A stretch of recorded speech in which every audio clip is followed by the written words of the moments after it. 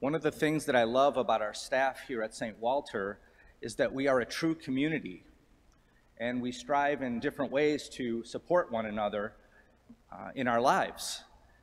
And one of the ways that we celebrate each other is by being very intentional about celebrating birthdays.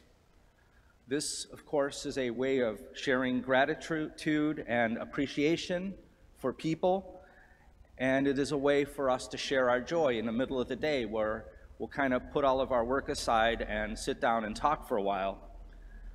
And this is hugely important because we never want to take people for granted, and we never want to take the Lord's blessings in our lives for granted. In our reading from Exodus today, we hear a litany of celebrations and feasts. We hear, "The Lord said to Moses, 'These are the festivals that you shall celebrate with the sacred assembly.' Some of these feasts were the Feast of Passover, the Feast of Unleavened Bread, the Feast of Booths, and offerings in gratitude to God by bringing the first fruits of one's produce." And so the Israelites were very intentional about never taking the Lord's blessings for granted. This was the faithful God of Abraham, Isaac, and Jacob. This was the God who liberated the Israelites from slavery in Egypt and led them to the Promised Land, the land of milk and honey. In the gospel today, we see Jesus returning home to Nazareth and teaching in the synagogue. He's preaching, and he's basically revealing his mission, as we heard in the entrance antiphon. "The Spirit of the Lord is upon me," and he talks about bringing glad tidings to the poor and liberating the captives, setting the slaves free. And instead of celebrating Jesus in his homecoming, the people welcome him with suspicion, scorn, and ingratitude. Is this not the carpenter's son? Is this not Mary's son? Aren't his brothers and sisters around here?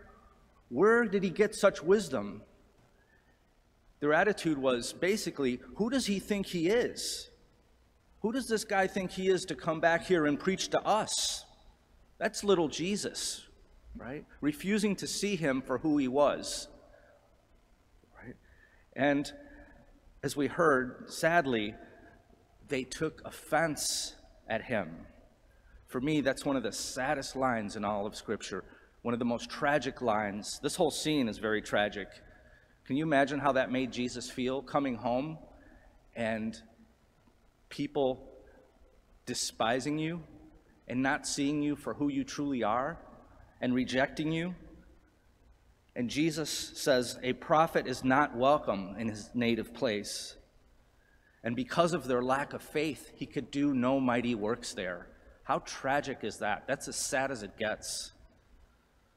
Poor Jesus. This must have been really hard for him. And so today's gospel, my brothers and sisters, invites us to gratitude. Gratitude for our family, friends, and coworkers. Gratitude to the Lord for all he has done for us and has never failed. And gratitude for Jesus. Gratitude for having Jesus in our lives. For we never want to take the Lord for granted and tragically miss him and his mighty works.